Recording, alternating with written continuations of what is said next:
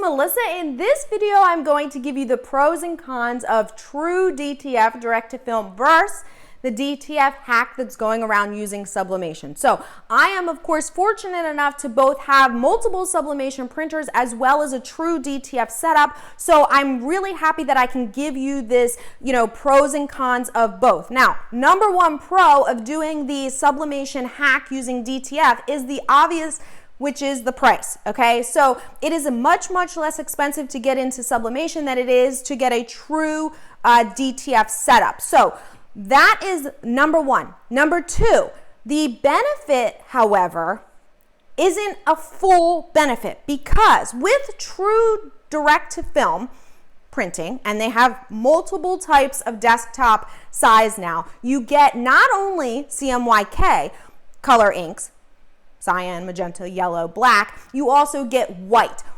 With sublimation printing, you do not have a white ink channel. And so because of that, you are still limited in the fact that you will not be able to put sublimation transfers with DTF powder on the back, the hack. You cannot put those on dark shirts, all right? Now, with true DTF, I use my Prestige A3, what you can do is because what it does is it puts this light layer of white ink all over the back. What that does is you are then able, it makes it basically have a white background, and so it pops on all colors, light colors and also dark colors. And so what we're going to do today, I'm going to show you this after we're done going through.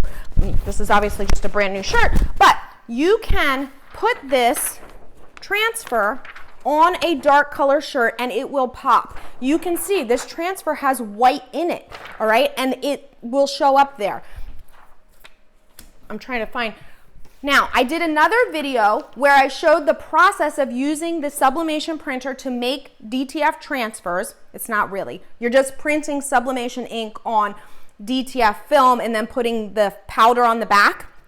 What it's not doing is it's not printing any white, okay? So this is the front, this is the back, it's opaque, and if you put this on a dark shirt, as you can see, it is very much muted because there's no white backing to support it.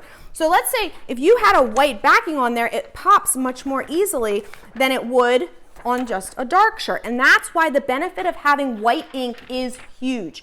The other advantage to having a true DTF setup is really just health and safety, okay? So you have the ability to use your filtration system, which you really, really need when you're working with DTF powder. It says right on the bag, don't eat. Obviously, you're not eating. Wear a mask, okay? There's a reason that DTF printers and curing ovens come with a filter, because you need to get that out of your house. It's just like if you were using a Glowforge, you need to filter that, okay? So if you're using your Sawgrass or your Epson sublimation printer and putting DTF powder on the back, I can pretty much guarantee you probably aren't using the correct air filtration system. I'm sure you don't have the air filter. You've probably seen mine. My family calls it something out of Willy Wonka, right? Okay, so that's another disadvantage. So of course, the advantage to doing that sublimation hack where you're printing there is you then can expand your sublimation by putting those transfers on cotton shirts, light cotton. Again, you can't do the darks, okay? And of course, as we talked about, the price. So is it worth it? That's really up to you. Of course, I am going to recommend that if you want to get into DTF, maybe this is a way to kind of try it, but really, if you're going to be selling these, if you are going to be making a lot of these, I really would recommend that you invest in a true direct-to-film system or outsource when you need a DTF transfer, okay? Because if you're just using one or two, you can outsource. If this is going to be something that you're trying to consistently do and you're using this as a hack, first of all, I wouldn't recommend selling these. That ink is not meant to be used, sublimation ink is not meant to be used this way, okay? So just be aware of everything that you're getting into and recognize if you're doing it for yourself, okay, be aware. I would wear a mask. I would make sure you have the correct filtration, maybe do it in the garage with the door open. But that's that. Now, let's take a look at what it actually looks like side by side when you're doing the true direct-to-film transfer versus the sublimation transfer with DTF powder on the back. I'm going to press them both on the same shirt so you can see. All right, so here is this was the one that was printed on my Epson sublimation printer, and the ink on the back. You can see there's no white, okay? And we're doing this on a black shirt because I want you to be able to see. So I have this at 365 for about a minute. It does take longer to press when you're not using the actual direct to film, okay? I'm gonna first press out the wrinkles here. Give that a couple seconds. Okay. And then I'm going to,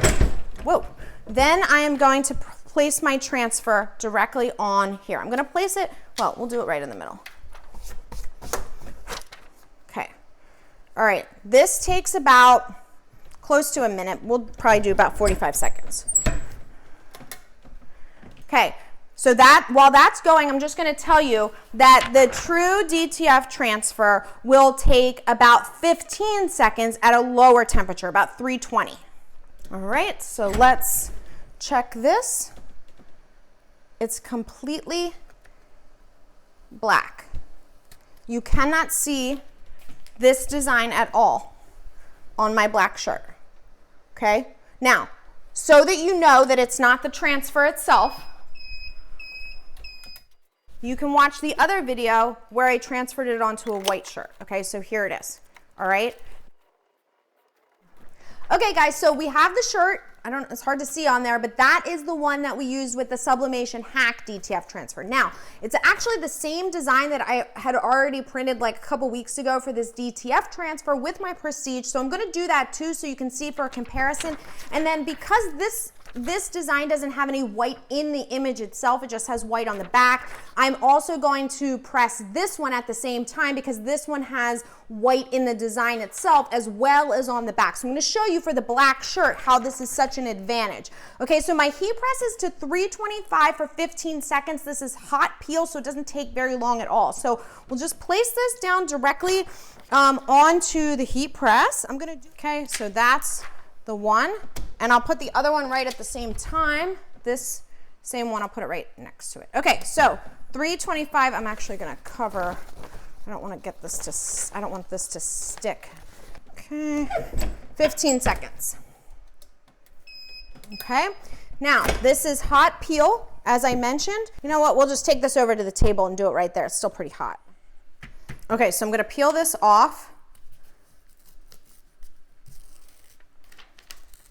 Okay, so this is the design, as I told you, that had the white in it. Now we need to, it has a little feel to it. We need to press it again. We need to do a second press for these transfers. Okay, now look at the massive difference. Okay, now the part that has black, obviously black on black, but this was a full colored design as well. Remember, it looked like this when it was printed on the Epson, but then because it doesn't have white backing, it completely goes into the shirt. You can't see it at all. All right, so I'm gonna press these again, and then I will show you, but it's gonna look the same. It's just gonna be further into the shirt. Okay, so I just pressed again with a finishing sheet for about 15 seconds, just for comparison so you can see. So what you can see is there really is no comparison when you're on darks. Now, if you wanted to do lights, again, I have an option here to show you true DTF, and I know I'm using the same design. That's intentional, so you can see, so there's no factors. And then this is the Sublimation hack with the DTF film on the back. So again, pros and cons to both. I know price is a huge option, a huge hurdle to get over when you're trying to jump into DTF, but I do want you to take everything into consideration. I'm going to do a wash test on that too, so I'll follow this up with another video on the results of that, and then you guys can really make a decision. If you're interested in learning more about DTF, maybe you're not interested in jumping in yet, but if you're interested in learning more about the options, about what type of budget you're going to need to get into it, I'm going to throw some links up top and at the end, also in the description, so you can decide. Just know that I, of course, have support and resources for all of that as well, because I know that this is a path that some small businesses end up taking. All right, you guys, thanks for watching. I'll see you soon.